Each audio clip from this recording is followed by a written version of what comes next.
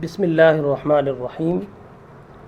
Dear students, आज हम पढ़ेंगे थर्ड कंडीशनल सेंटेंसेस के बारे में। लेकिन इससे पहले आप उर्दू के ये 3 जुमले मुलाहिज़ा कर लें। पहला जुमला है कि अगर वो साथ आता है तो मैं लाहौर जाऊंगा, और दूसरा जुमला है कि अगर वो साथ आता तो मैं लाहौर जाता, और तीसरा जुमला है कि अगर वो साथ आया होता तो मैं लाहौर जा चुका होता। आप देख रहे हैं कि तीनों जुमलों में एक कंडीशन का जिक्र है और उस कंडीशन के साथ होने वाले काम का जिक्र है। पहला जुमला आपका फर्स्ट कंडीशनल सेंटेंसेस के साथ ताल्लुक़ रखता है, और ये जुमला कुछ यूँ बनता है कि if he comes along with me I shall go to Lahore. दूसरे जुमले का ताल्लुक़ है सेकंड कंडीशनल सेंटेंस के साथ,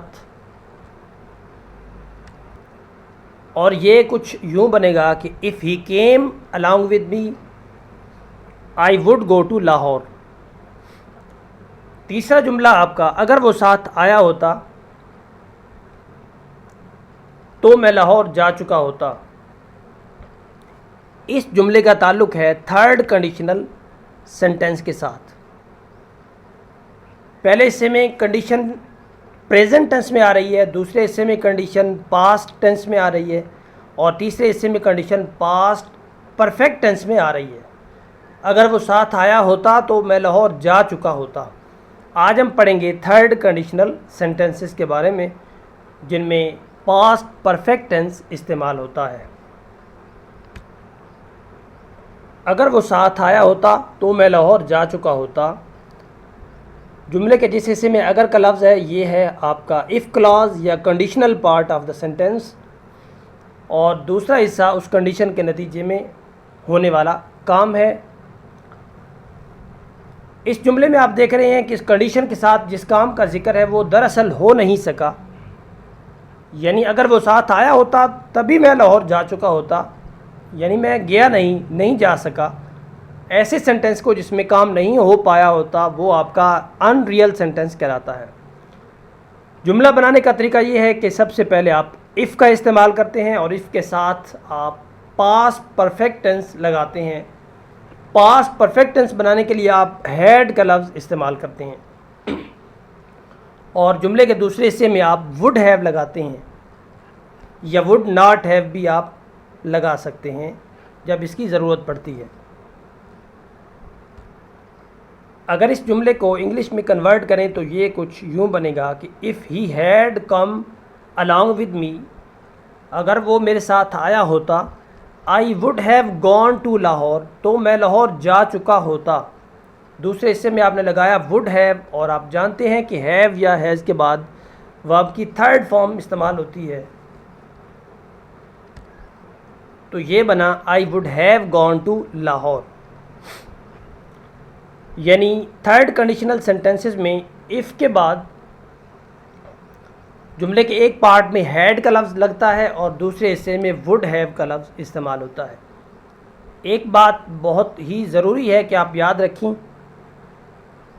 कि जुमले के जिस हिस्से में आप इफ़ लगा रहे हैं वो आपका हरगिज़ विल, वुड या वुड हैव वाला जुमला या वो वाला पार्ट नहीं होना चाहिए जिसमें विल, वुड या वुड हैव का इस्तेमाल होता है।